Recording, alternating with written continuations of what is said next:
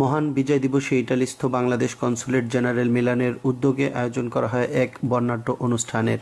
Consul general Regina Ahmed উপস্থিত সকলকে বিজয়ের শুভেচ্ছা জ্ঞাপন করেন এবং রাষ্ট্রপতি ও প্রধানমন্ত্রীর প্রদত্ত বাণী পাঠ করেন। 43তম মহান বিজয় দিবসের শুভেচ্ছা এবং অভিনন্দন।